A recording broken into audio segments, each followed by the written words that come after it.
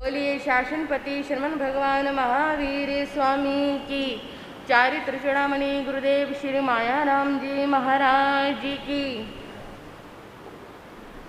सावन का महीना राखी का है त्योहार। सावन का महीना राखी का है त्योहार। बहन भाई के प्रेम के साखी राखी के दो तार। बहन भाई के प्रेम के साखी राखी के दो तार। सावन का महीना राखी का है त्योहार। बहन भाई के प्रेम के साखी राखी के दो तार। बहन भाई के प्रेम के साखी राखी के दो तार। रिम झिम करता हुआ आता है सावन। रिम झिम में मीठे गीत गाता है सावन। रिम झिम करता हुआ आता है सावन। रिम झिम में मीठे गीत गाता है सावन। वन में तन में मन में आई है नई बहार। वन में तन में मन में आई है नई बहार। बहन भाई के प्रेम के साखी राखी के दो तार। बहन भाई के प्रेम के साखी राखी के दो तार। भाई के हाथों में राखी चमकती देख देख बहना की आंखें दमकती। भाई के हाथों में राखी चमकती देख देख बहना की आंखें दमकती। हृदय में खुशी का नहीं है पारावार। हृदय में खुशी का नहीं है पारावार। बहन भाई के प्रेम के साखी राखी के दो तार। बहन भाई के प्रेम के साखी राखी के दो तार। राखी है प्रेम की अनूठी निशानी। चुप चुप कहती है प्रीत निभानी। राखी है प्रेम की अनूठी निशानी। चुप चुप कहती है प्रीत निभानी। बहना के लिए रखना सदा तू खुला द्वार। बहना के लिए रखना सदा तू खुला द्वार। भाई बहन के प्रेम के साखी राखी के दो तार। भाई बहन के प्रेम के साखी राखी के दो तार। दुख में जो माँ का जाया भाई ना संभाले। आँखों पे चश्मा डाले कानों में ताले। बहना को फिर होगा बोलो किसका आधार। बहना को फिर होगा बोलो किसका आधार। भाई बहन के प्रेम के साखी राखी के दो तार।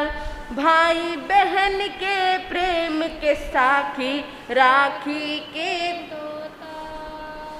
बातों बातों में कभी रूठे मनेंगे, जीवन में कभी कभी लड़ भी पड़ेंगे।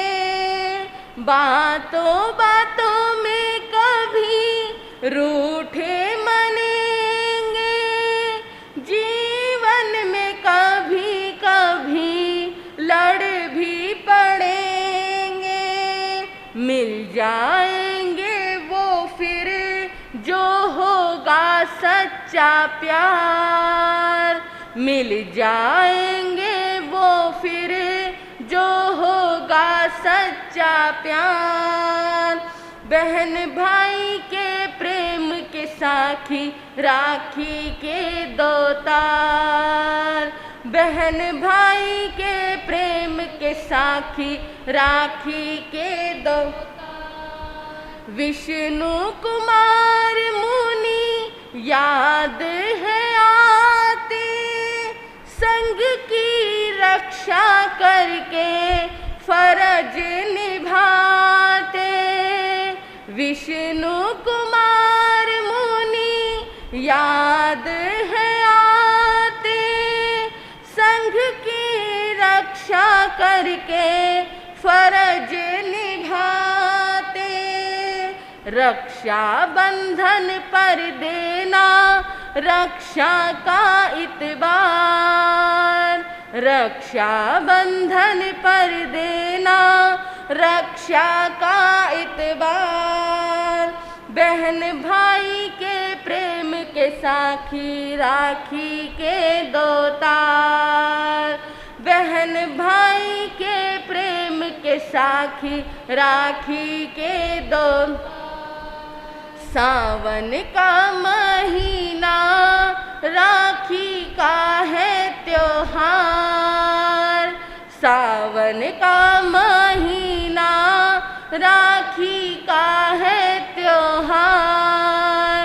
बहन भाई के प्रेम के साखी राखी के दो तार, बहन भाई के प्रेम के साखी राखी के दो तार, बहन भाई के प्रेम के साखी राखी के दो तार। त्रिशूलानंदनं प्रभु परमेश्वरं, त्रिशूलानंदनं प्रभु परमेश्वरं। स्वीकारो प्रभु मेरा आमंत्रणं, स्वीकारो प्रभु मेरा आमंत्रणं।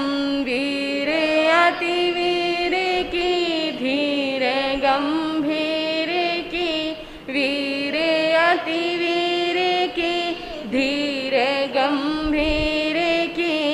सन्मति वीर की जय हो महावीर की, सन्मति वीर की जय हो महावीर की, सन्मति वीर की जय हो।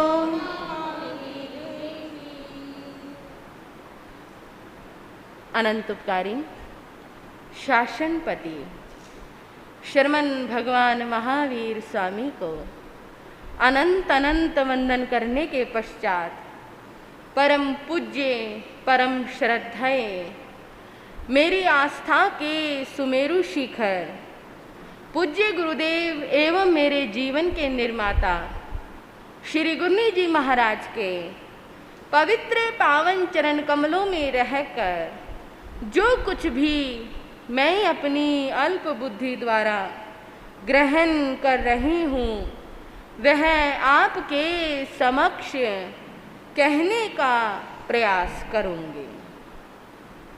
उपस्थित धर्म प्रेमी श्रोतागण, वीतराग महाप्रभु की मंगलमय धर्मदेशना आप सभी श्रवण कर रहे हैं। आज रक्षाबंधन का पवित्र त्योहार है। ये त्योहार पूरे भारतवर्ष में बड़े ही प्रेम और प्यार के साथ मनाया जाता है। बंधुओं, इसे श्रावणी पर्व भी कहते हैं। इसे रक्षाबंधन भी कहा जाता है। रक्षाबंधन यानी रक्षा का बंधन। जिस दिन रक्षा का बंधन बांधा जाए वह है रक्षाबंधन। ये जो त्योहार है ये भाई बहन के प्रेम और प्यार का प्रतीक है। इस दिन बहनें अपने भाई के हाथों में रक्षा सूत्र बांधकर अपने भाई से अपनी रक्षा की कामना करती है। और इतना ही नहीं, परमात्मा से अपने भाई की रक्षा की कामना करती है। भाई से कामना करती है कि आप मेरी रक्षा करो। परमात्मा से कामना करती है कि हे प्रभु आप मेरे भाई की रक्षा करो। इस पर्व में जो दिलों की भावनाएं हैं वो बड़ी ही पवित्र और शुद्ध हो जाते हैं। ये कच्चे धागों में ना जाने कौन सा आनंद छिपा हुआ है। इन कच्चे धागों का इतना महत्व है, इसका बंधन इतना कठोर है, इतना कठोर है। यदि किसी के हाथ में ये कच्चे धागे बांध दिए जाएं तो उसकी विकृत भावना भी पवित्र हो जाती है। जिस लड़की को वो गलत निगाह से देख रहा हो उसकी निगाह में वो लड़की बहन के समान हो जाती है। कितना महत्व है इन कच्चे धागों में।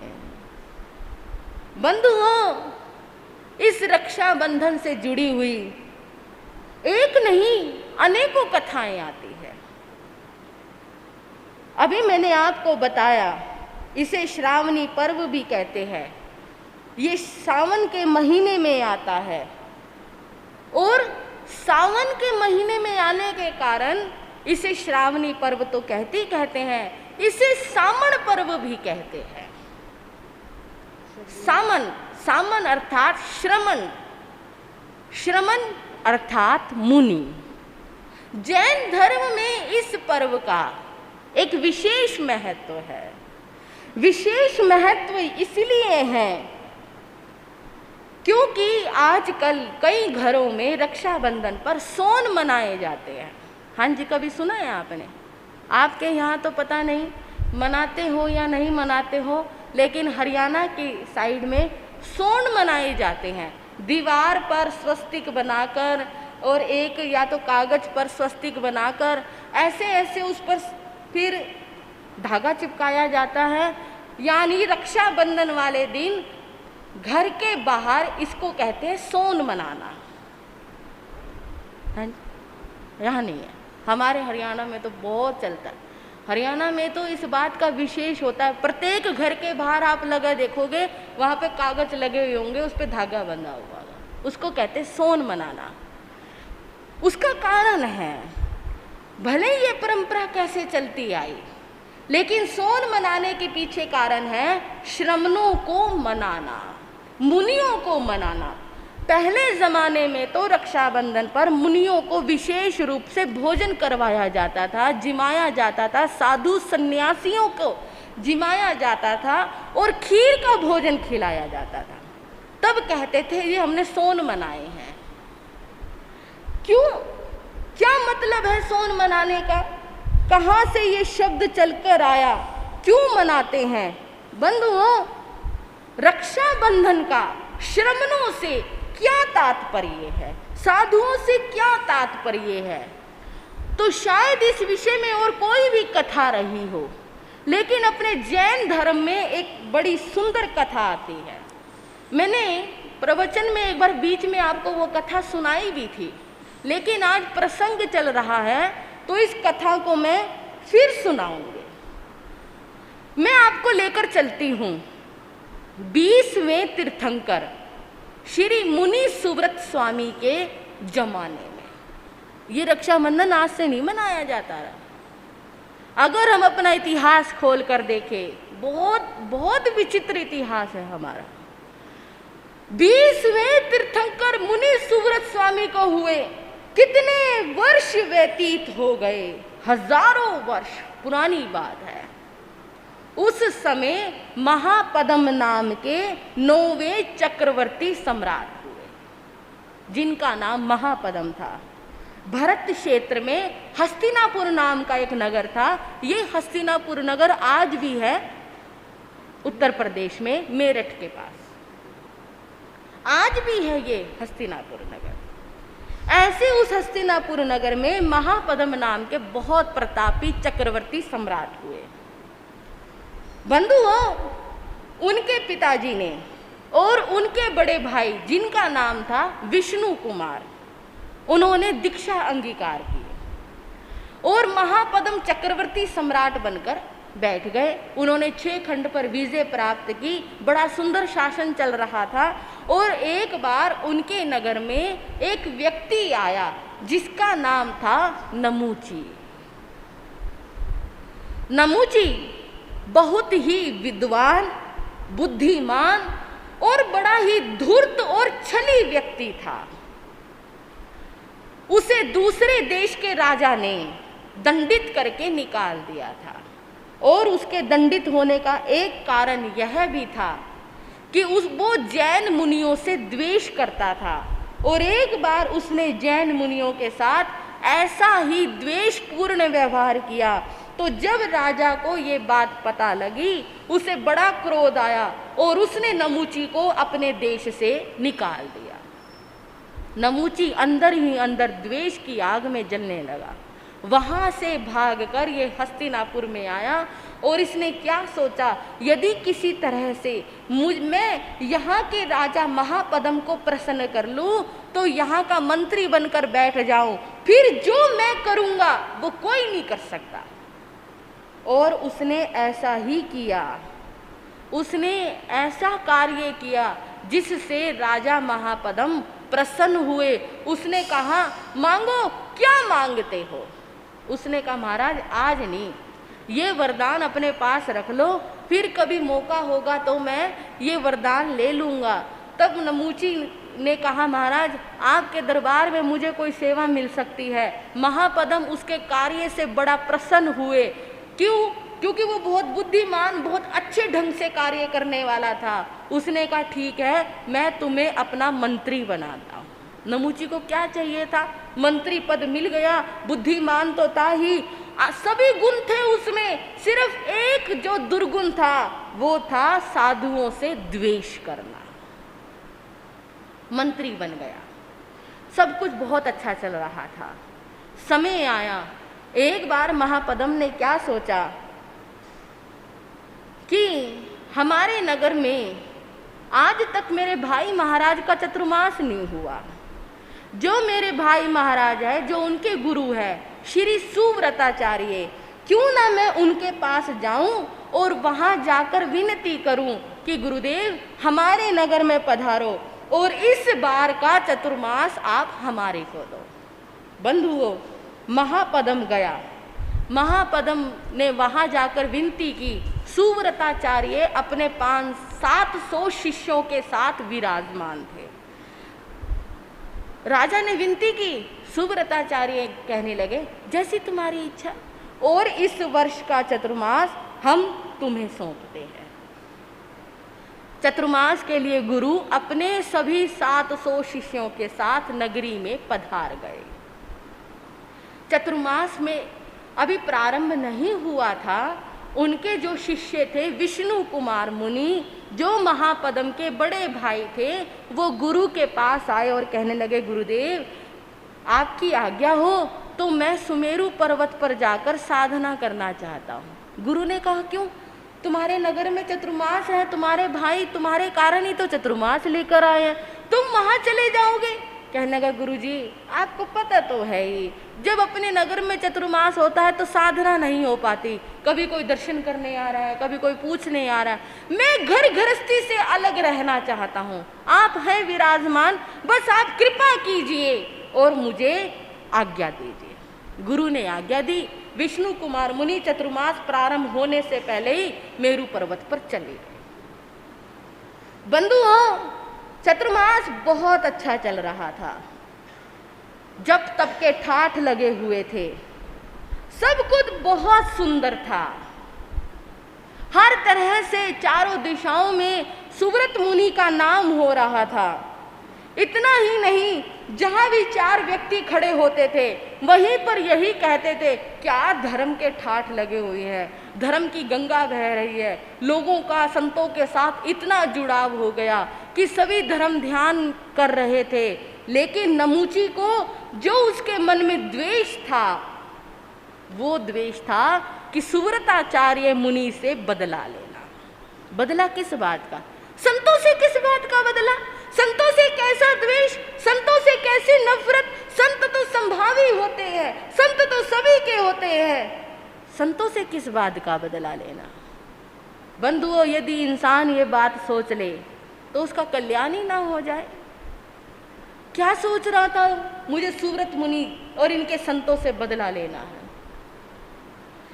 कि इन्हीं संतों के कारण मुझे मेरे राजा ने देश निकाला दिया था, और आज मैं इन संतों से बदला लेकर आज मैं अपने द्वेष की अग्नि को शांत करूंगा। वो इसी सावन के महीने में, अभी चतुर्मास का दूसरा महीना ही चल रहा था, अपने राजा के पास आया, कहने लगे महाराज मैं आपसे कुछ मांगना चाहता हूँ। नमूची, क्या चाहिए तुम्हें? सब कुछ है तुम्हारे पास, फिर भी जो मांगोगे दूंगा। महाराज आपके पास मेरा एक वरदान है। हाँ मुझे याद है, आपने कहा था कि मांगो क्या मांगते हो, तब मैंने आपसे कहा था कि ये वरदान संभाल कर रख लो। महाराज आज मुझे मेरा वो वरदान चाहिए। अच्छा कोई बात नहीं, जो मांगोगे वही दूंगा। महाराज देख लो, क्षत्रियों का वचन है। हाँ हाँ मैंने कह दिया ना, बस फिर क्या था? नमूची कहने लगा महाराज मुझे 7 दिन के लिए आपका ये शासन चाहिए, मतलब ये राजगद्दी मुझे 7 दिन के लिए चाहिए। 7 दिन के लिए मैं राजा बनकर रहूंगा, मैं चक्रवर्ती सम्राट बनकर रहूंगा, बस, और मुझे कुछ नहीं चाहिए। नमूची इसकी क्या जरूरत पड़ी तुम्हें? महाराज मैं भी देखना चाहता हूँ चक्रवर्तियों के कैसे ठाट बाट होते हैं, चक्रवर्ती कैसे रहते हैं, मैं भी देखना चाहता हूँ। अच्छा, विश्वास पात्र था, राजा को उस पर अंधा विश्वास था, और जहाँ अंधा विश्वास होता है ना बंधुओं, सबसे ज्यादा विश्वासघात वही होता है, ये बात याद रखना। राजा को भी उस पर अंधा विश्वास था और वही विश्वासघात हो रहा था। राजा अपने सिंहासन से नीचे उतरा, अपना मुकुट नमूची के सिर पर रखा और कहने लगा 7 दिन के लिए इस हस्तिनापुर नगर के राजा नमूची होंगे। और ये कहकर वो अपने राजमहलों में अपनी रानियों के पास चला गया। नमूची राजगद्दी पर बैठ गया। बंधुओं कहावत है कि एक तो बंदर हो और उस बंदर को शराब पिला दी जाए, क्या होगा? कल्पना कर सकते हो वो बंदर क्या करेगा?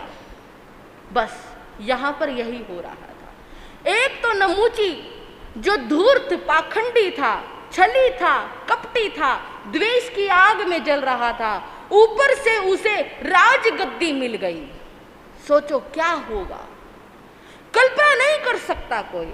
राजगद्दी पर बैठ गया और कहते हैं राजगद्दी पर बैठकर सभी उसे धन्यवाद देने आ रहे थे, सभी उसको बधाई देने के लिए आ रहे थे, नए महाराज की जय, नए महाराज की जय, सभी आ रहे थे। लेकिन नमूची तो जिनको ढूंढ रहा था वो तो आए नहीं। जैन संत बधाई देने के लिए क्यों जाएंगे किसी को? उनका तो राज्य से कोई लेना देना नहीं। नमूची कहने लगा, मंत्रीवर क्या सभी बधाई देने के लिए आए? हाँ महाराज, सभी आए। लेकिन महाराज जैन संत बधाई देने के लिए नहीं आए। अच्छा, इन संतों की इतनी हिम्मत कि मैं राजा बना और ये मुझे बधाई देने के लिए भी नहीं आए। इन संतों को इस बात का दंड मिलना चाहिए। क्या दंड मिलना चाहिए? मैं ये ऐलान करता हूं कि ये 7 दिन के भीतर भीतर मेरे इस 6 खंड के राज्य को छोड़कर चले जाएं, नहीं तो मैं इन 700 मुनियों को घानी में पिलवा दूंगा। बंधुओं, 6 खंड का राज्य छोटा थोड़ी होता है। ये थोड़ी है कि आप पंजाब की सीमा पार करनी है या हरियाणा की सीमा में जाना है या लुधियाना की सीमा पार करनी है, 15-20 किलोमीटर पार करना है। 6 खंड का राज्य जिसका हो, वहां उस राज्य को पार करना कैसे संभव हो सकता है? असंभव। पर उसको तो बदला लेना था ना मुनियों से। ये सब कुछ वो बदले की आग में कह रहा था। उसने कहा, यदि ये मुनि 6 खंड का राज्य छोड़कर 7 दिन के भीतर भीतर नहीं जाएंगे तो मैं इनको घानी में पिलवा दूंगा। ऐलान हो गया, हुक्म जारी हो गया, पूरे नगर में ये हुक्म फैल गया। जिसने भी सुना सुनकर दंग रह गया। अरे मुनियों का क्या कसूर है? मुनियों का क्या दोष है? मुनि के साथ ये ऐसा कैसे कर सकता है? सभी लोग महापद्म के पास गए। महाराज कुछ करो, मुनियों के ऊपर इतना बड़ा संकट आया है। महाराज तो मौन, मैं कुछ नहीं कर। क्यों नहीं कर सकते? आप चक्रवर्ती हो। लेकिन मैं लाचार हूं। मैं 7 दिन के लिए अपना राज्य नमूची को सौंप चुका हूं। ये कायरता है आपकी। जैन संतों पे इतना बड़ा उपसर्ग आया और आप हाथ पर हाथ रखकर बैठे रहोगे। मैं कुछ नहीं कर सकता। बंधुओं, क्या विचित्र बात है। एक इंसान अपने वचन का पालन करने के लिए जैन मुनियों की रक्षा नहीं कर सकता। बड़ी विकट स्थिति थी उस समय। जो भी सुन रहा था घबरा रहा था। श्रावकों के घरों में भोजन पानी बनना बंद हो गया। किसी श्रावक ने भोजन नहीं किया, किसी श्रावक ने घरों में चूल्हा नहीं जलाया। हमारे संघ के ऊपर इतना संकट आया, इतना बड़ा संकट आ रहा है। 1 दिन बीता, 2 दिन बीते, संतों को भी ये बात पता लगे। गुरु कहने लगे, संतों बहुत बड़ा संकट आ गया है, सभी के सभी सागारी संथारा ग्रहण कर लो। उस संघ में छोटे छोटे संत भी थे, नवदीक्षित मुनि भी थे, साधु, बड़े बड़े बुजुर्ग साधु भी थे, बड़े बड़े तपस्वी भी थे, लेकिन सभी ने संथारा ग्रहण कर लिया। जा तो सकते नहीं यहाँ से, चतुर्मास में विहार करना नहीं, फिर और क्या करें? संथारा कर लिया। श्रावक बड़े परेशान थे। गुरुदेव कोई तो समाधान होगा, किसी तरह से इस अत्याचार को रोका जा सकता होगा, ऐसे तो ये जुल्म बढ़ता जाएगा। आज नमूची जैन संतों पर जुल्म कर रहा है, कल कोई और जुल्म करेगा। इस जुल्म का समाधान होना चाहिए, इसका सामना होना चाहिए। हम कुछ नहीं कर सकते। क्यों नहीं कर सकते? क्योंकि जैन संत क्षमाशील होते हैं। ये क्षमाशीलता की कौन सी बात हुई? ये तो जुल्म है और जुल्म का सामना करना चाहिए। क्या करें? इस जुल्म से तो सिर्फ और सिर्फ विष्णु कुमार मुनि बचा सकते हैं। वो यहाँ है नहीं, वो सुमेरु पर्वत पर साधना कर रहे हैं। कोई उनको जाकर सूचना दे दे। कौन जाएगा सुमेरु पर्वत पर? कौन जाएगा? जाना आसान है क्या? वहां पर सामान्य मनुष्य तो जा ही नहीं सकता। जिसके पास वैक्रिय लब्धि हो वही वहां पर जा सकता है, कोई नहीं जा सकता। तो आप में से किसी संत के पास वैक्रिय लब्धि नहीं? ये लब्धि तो सिर्फ और सिर्फ विष्णु कुमार मुनि के पास। तभी एक संत कहने लगा, गुरुदेव आपकी कृपा से मुझे वैक्रिय लब्धि प्राप्त हुई।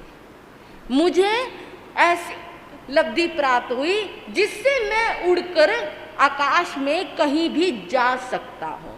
क्या तुम्हें ये विद्या आती है? हाँ गुरुदेव, अभी कुछ ही दिन पहले आपकी कृपा से मुझे विद्या आई है। लेकिन गुरुदेव मैं जा तो सकता हूँ, वहाँ से आ नहीं सकता, मेरे पास सिर्फ जाने जाने की विद्या है। कहने लगे वत्स तुम जाओ, संघ के इस कष्ट का निवारण करो, तुम्हारे द्वारा ही इस कष्ट का निवारण हो सकता है। तुम जाओ, विष्णु कुमार मुनि को सारी बात बताओ और लेकर वो तुम्हें आ जाएंगे। जैसी आज्ञा, गुरु की आज्ञा ली और वो छोटा संत अपनी विद्या का प्रयोग करके सुमेरु पर्वत पर जहाँ विष्णु कुमार मुनि ध्यानस्थ थे वहाँ पर गए। वो तो ध्यान में बैठे हुए थे। संत ने जाकर उनको वंदना की, मथेन वंदना में गुरुजी। जैसे ये शब्द कानों में पड़े, विष्णु कुमार मुनि कहने लगे, यहाँ इस पर्वत पर कोई व्यक्ति कैसे आ सकता है? आंखें खोली, देखे सामने उन्हीं का संत खड़ा। तुम यहाँ कैसे आए चतुर्मास में? गुरुदेव बहुत बड़ा उपसर्ग आया है। क्या बात हो गई? ऐसे ऐसे बात हुई, सारी बात बताई। आपके भाई तो राजपाट छोड़कर चले गए, नमूची ने ऐसा आतंक मचाया, 7 दिनों के अंदर अंदर 6 खंड को खाली करने का आदेश दिया। लेकिन गुरुदेव चतुर्मास में विहार करने का निर्देश है और 6 खंड का राज्य छोड़ना आसान बात नहीं। दुष्ट नमूची की इतनी हिम्मत! गुरुदेव ने कहा है, हमारे आचार्य ने कहा है, आप ही इस संकट से हमें बचा सकते हैं। क्या आज्ञा है गुरुदेव की? आपको बुलाया है, चलो मैं चलता हूं। मेरे ही नगर में, देखो बात भी देखो, उन्हीं के नगर में, उन्हीं के राज्य में, उन्हीं के भाई के शासन में इतना बड़ा उपसर्ग आया। विष्णु कुमार मुनि ने कहा तुरंत चलो। साधु को साथ में लिया, गुरुदेव के पास पहुंचे, वंदन नमस्कार किया, सारी बात पूछी। कहने लगे गुरुदेव अब आप चिंता मत कीजिए, इस नमूची को मैं ऐसा सबक सिखाऊंगा, आने वाला इतिहास जन्मों जन्मों तक याद रखेगा कि जैन संतों के प्रति द्वेष करने का, नफरत करने का, ईर्ष्या करने का क्या परिणाम होता है। बंधुओं, विष्णु कुमार मुनि सबसे पहले गए अपने भाई के पास। कहने लगे महापदम, कहाँ महलों में छिपे बैठे हो, निकल कर आओ। महापदम बाहर आए। क्या चल रहा है ये सब कुछ तुम्हारे राज्य में? मैं मजबूर हूं। ऐसे भी क्या मजबूरी हो गई जो संतों के ऊपर उपसर्ग आया और तुम अपने महलों में दबे बैठे हो? मैं कुछ नहीं कर सकता। तुम कुछ नहीं कर सकते? मैं कुछ नहीं कर सकता। ठीक है, यदि तुम नहीं कर सकते तो मैं करूंगा। उसके बाद विष्णु कुमार मुनि गए नमूची के महल में। नमूची राज सिंहासन पर बैठा हुआ विष्णु कुमार मुनि को आता देखा, हंसने लगा। आ गए विष्णु कुमार, बस तुम्हारा ही इंतजार चल रहा था। मुझे लग रहा था कि तुम जरूर आओगे। नमूची, जो तुम कर रहे हो वो ठीक नहीं कर रहे। अच्छा, तो तुम ये मुझे बताने के लिए आए हो कि मैं क्या कर रहा हूं और क्या नहीं कर रहा? नमूची, तुम अपना आदेश वापस ले लो। जो हो रहा है वो ठीक नहीं हो रहा। देखो विष्णु कुमार मुनि, जो मैंने कहा उस आदेश को वापस नहीं लिया जा सकता। तुम अपने सभी संतों को लेकर इन 4 दिनों के अंदर अंदर, 3 दिन तो व्यर्थ हो गए, 4 दिनों के अंदर अंदर मेरा राज्य छोड़ दो, तुम सुरक्षित हो, नहीं तो सभी को घानी में पिलवा दूंगा। नमूची, चलो कोई बात नहीं, मैं अपना चतुर्मास छोड़कर इतनी दूर से आया हूं, कम से कम मुझे तो कुछ रहने की जगह मिल सकती है ना। तुम्हें? अच्छा, तुम तो मेरे राजा के भाई हो, कोई बात नहीं, तुम्हें 3 पैर की भूमि देता हूं ठहरने के लिए। तुम अपने 3 पैर की भूमि नाप लो, लेकिन याद रखना 7 दिनों के बाद तुम्हें भी ये भूमि छोड़नी पड़ेगी। कहते बस 3 पैर की भूमि? कहते हाँ, इससे ज्यादा मैं नहीं दे सकता। कहने लगे इतनी भूमि तो मेरे लिए बहुत है, इससे ज्यादा भूमि तो मुझे चाहिए भी नहीं, लेकिन 3 दिन के बाद तुम्हें ये भूमि छोड़नी पड़ेगी। कहते उसकी चिंता मत करो। बंधुओं, उस समय विष्णु कुमार मुनि ने नमूची को प्यार से समझाया, डांट से समझाया। जब नमूची नहीं माना, उससे 3 पैर के भूमि का वचन लिया और वचन लेने के पश्चात उन्होंने अपनी वैक्रिय लब्धि का प्रयोग किया। जब जब संघ पर संकट आए, समाज पर संकट आए, तो मुनियों ने अपनी लब्धि का प्रयोग भी किया है। उन्होंने अपनी वैक्रिय लब्धि का प्रयोग किया और 1 लाख योजन जितना लंबा शरीर बनाया। 1 लाख योजन का अंदाजा मैं आपको बताऊं, आपके हिसाब से लगभग 12 किलोमीटर 1 योजन में होता है। और आप 1 लाख योजन का देख लो कितने किलोमीटर होगा जी? 12 लाख किलोमीटर लंबा। इतना लंबा जिसने अपना शरीर का निर्माण किया हो। और उस शरीर का जब वो निर्माण कर रहे थे, ऐसे उस वैक्रिय लब्धि को बनाने से, उस शरीर का निर्माण करने से क्या हुआ? महल टूटने लगा, धरती कांपने लगी, पक्षी भयभीत होकर इधर उधर भागने लगे और सूर्य और चंद्रमा का विमान भी विचलित हो गया। वो भी स्थिर नहीं हो रहा था। पृथ्वी कंपायमान हो रही थी। जितने भी ग्रह, नक्षत्र, ज्योतिष, देव देवियां थे, सभी के विमान हिलने लग गए, प्रकंपित हो गए। इतना बड़ा शरीर कोई बनाएगा तो आकाश में कुछ तो हलचल मचेगी, प्रकृति में कुछ तो हलचल मचेगी।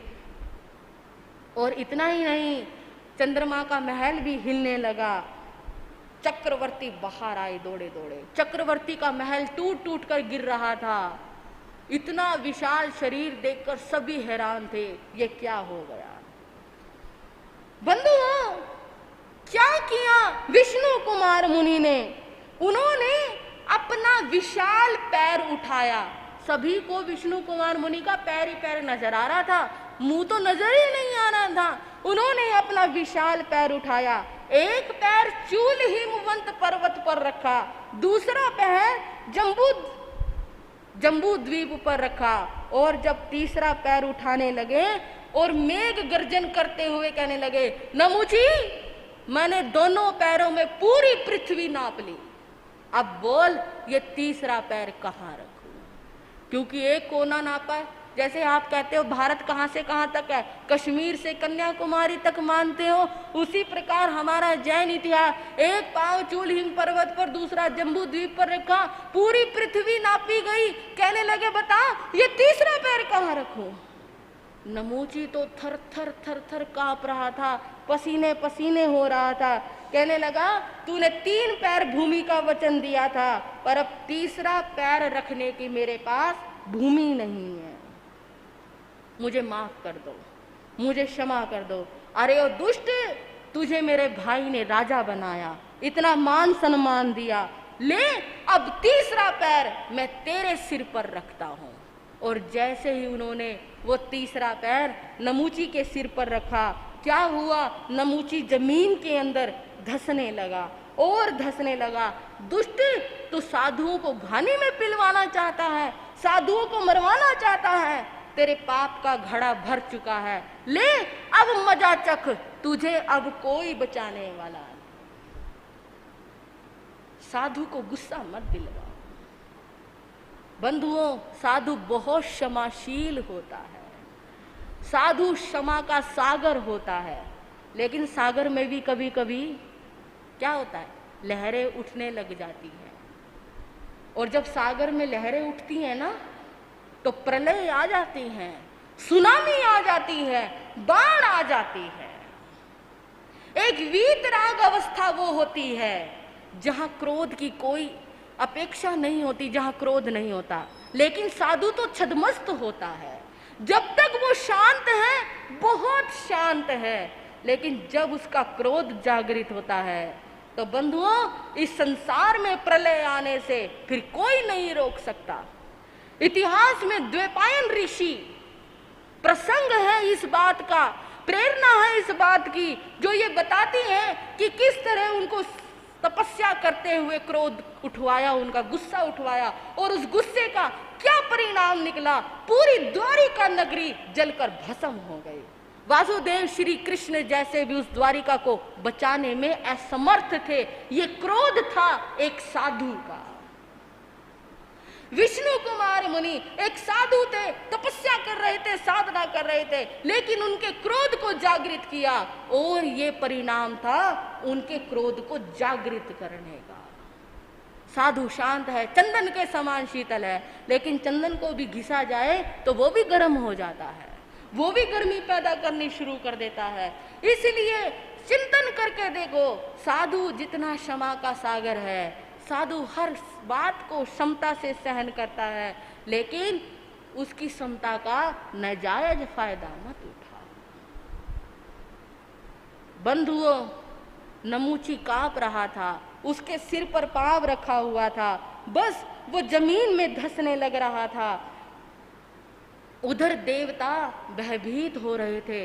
देवलोकों से शक्रेंद्र महाराज आ रहे हैं, ज्योतिषी देव आ रहे हैं, आकाश मंडल पर आकर स्तुति कर रहे हैं, स्तुतियां गा रहे हैं विष्णु कुमार मुनि की। शांत हो जाइए हे क्षमा के सागर, शांत हो जाइए हे मुनिवर, शांत हो जाइए। मुनि का क्रोध शांत करवा रहे हैं, क्योंकि वो जानते हैं यदि मुनि का क्रोध शांत नहीं हुआ तो वो कुछ भी कर सकता है।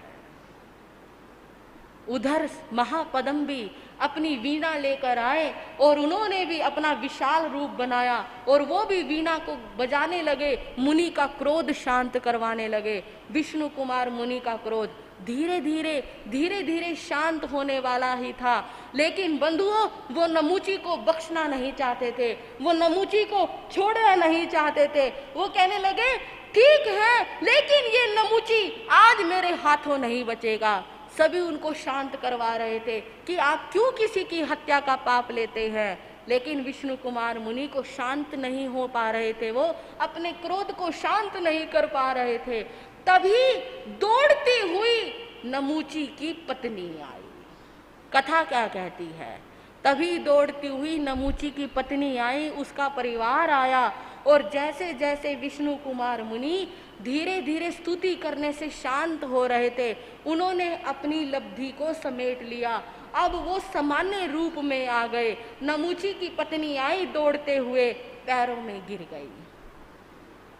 क्षमा करो गुरुदेव, क्षमा करो, मेरे पति से बहुत बड़ी भूल हो गई, इन्हें क्षमा का दान दो, मैं आपसे इनके लिए प्राणों की भीख मांगती। नहीं, नमूची को क्षमा नहीं मिल सकती। आज नमूची का अंत होगा और ये हमेशा हमेशा के लिए संतों से द्वेष करना छोड़ देगा।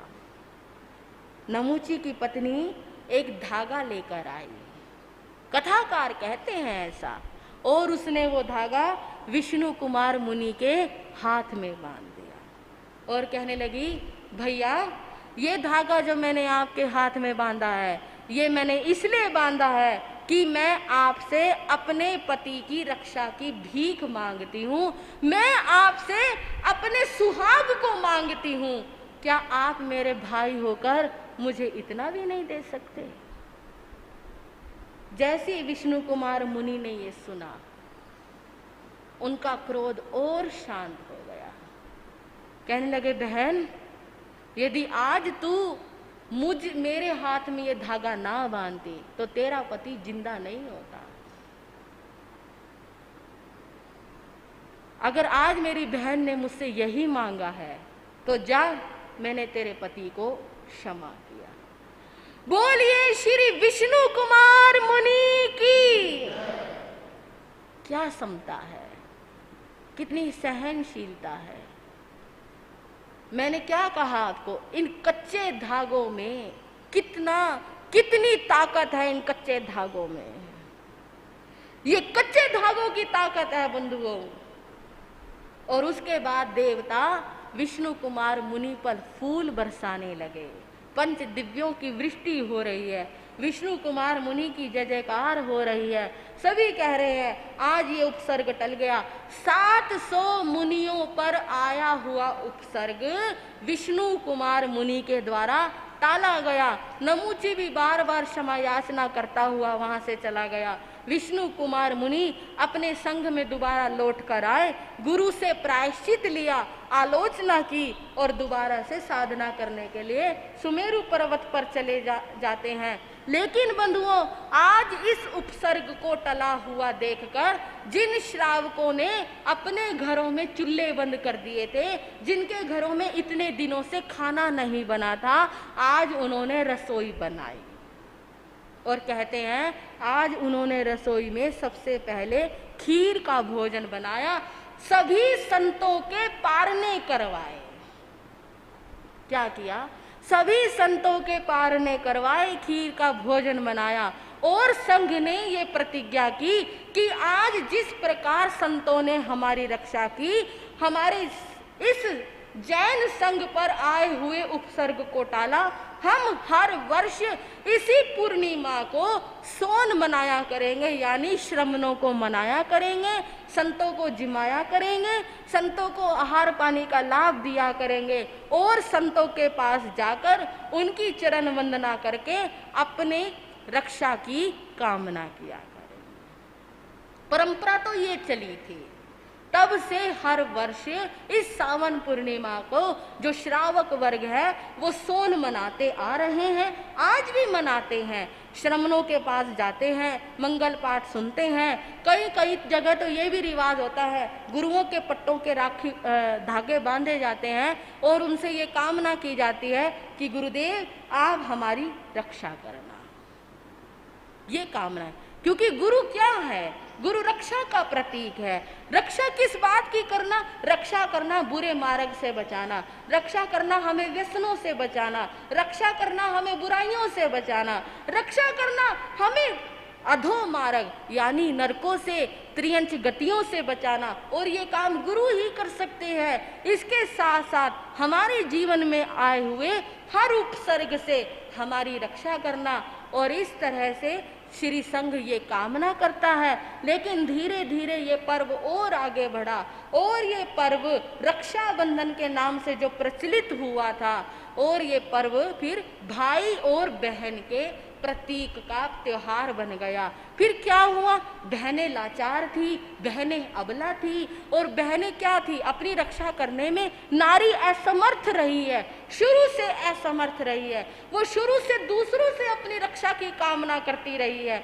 जब शादी हो जाती है तो पति से अपनी रक्षा की कामना करती है, और जब वो घर पर रहती है तो भाई से अपनी रक्षा की कामना करती है। और समय समय पर इतिहास में ऐसे अनेकों घटनाएं घटित होती रही कि जब यदि किसी रानी को किसी भी राजा से रक्षा की कामना करनी होती थी तो वो रानी रक्षा सूत्र भेजकर उस राजा से अपनी रक्षा की कामना करती थी, और वो राजा उस राखी को देखकर अपनी पूरी सेना लेकर राज्य पर चढ़ाई कर देता था कि मैं अपनी बहन की रक्षा करूंगा, चाहे इसके लिए मुझे प्राणों की बाजी भी क्यों ना चढ़ानी पड़े। एक नहीं अनेकों कथाएं ऐसे प्रचलित हुई, और आज भी ये प्रचलन चल रहा है। जब भी किसी को रक्षा की उम्मीद किसी से हम करते हैं तो उसके पास रक्षा सूत्र भेजते हैं और उसको कहते हैं कि जो ये बंधन है ना, ये बंधन है रक्षाबंधन, यानी आपके ऊपर एक जिम्मेवारी आ जाती है पूरी जिंदगी उसका वहन करना, उसकी रक्षा करना।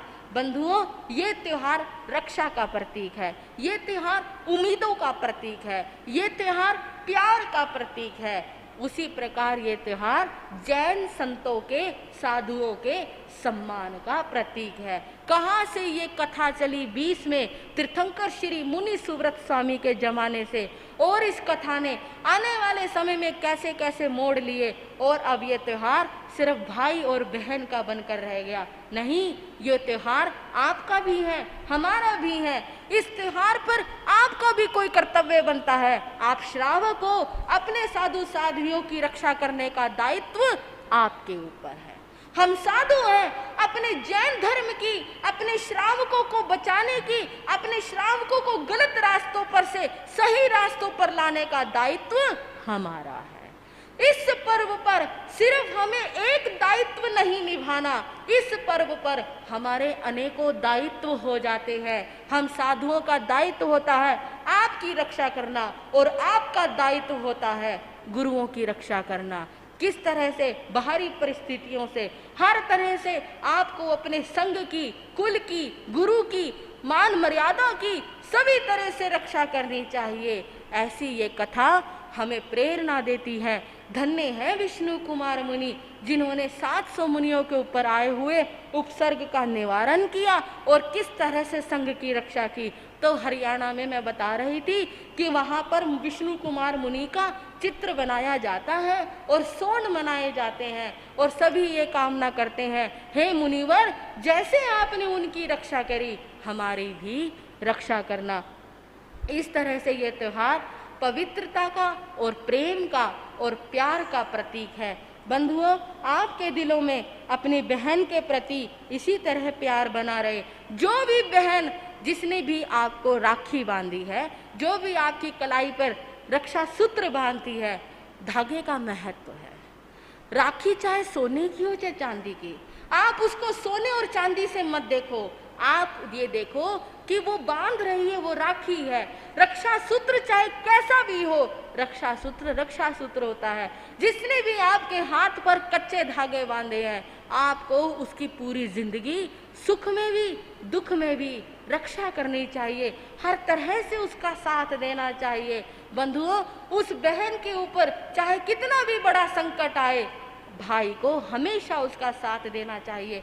संघ समाज के प्रति आपको ये जिम्मेदारी निभानी है, और इस तरह से जो भव्य प्राणी ऐसा करते हैं वही इस लोक में और परलोक में आदर्श के पात्र बनते चले जाते हैं।